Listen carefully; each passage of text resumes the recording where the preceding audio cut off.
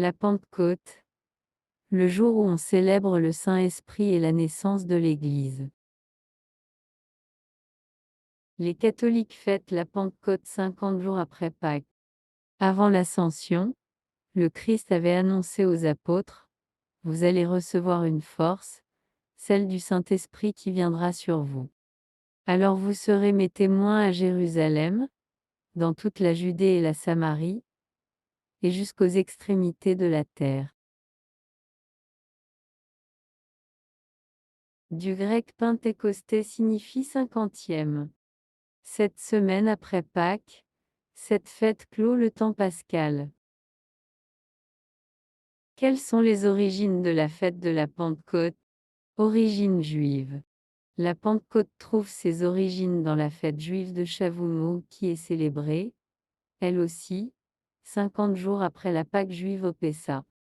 Lors de cette fête, les Juifs commémorent le don de la Torah à Moïse dans Exode chapitre 19 verset 19, marquant ainsi l'alliance entre Dieu et son peuple. L'événement de la Pentecôte survient 10 jours après l'ascension du Christ, la descente de l'Esprit Saint, promise par Jésus, est relatée dans les Actes des Apôtres, chapitre 2. Ce livre suit les évangiles. Il raconte la naissance de l'Église et la vie des premiers chrétiens.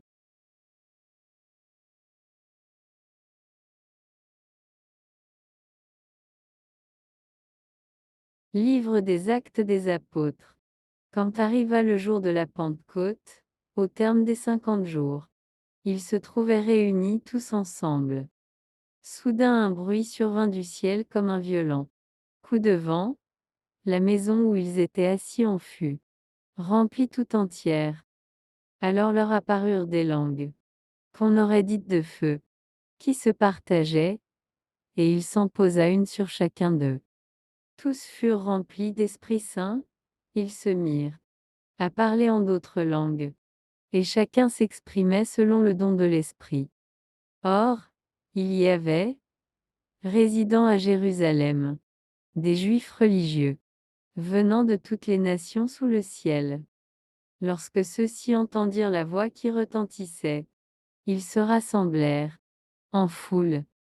Ils étaient en pleine confusion parce que chacun d'eux entendait dans son propre dialecte ceux qui parlaient.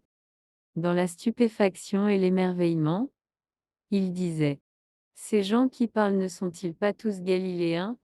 Comment se fait-il que chacun de nous les entende dans son propre dialecte, sa langue maternelle? » Parthèmèdes et Élamites, habitants de la Mésopotamie, de la Judée, de la Cappadoce, de la province du Pont et de celle d'Asie, de la Phrygie et de la Pamphylie, de l'Égypte et des contrées de Libye proches de Cyrène, romains de passage, juifs de naissance et convertis, crétois et arabes, tous nous les entendons parler dans nos langues des merveilles de Dieu.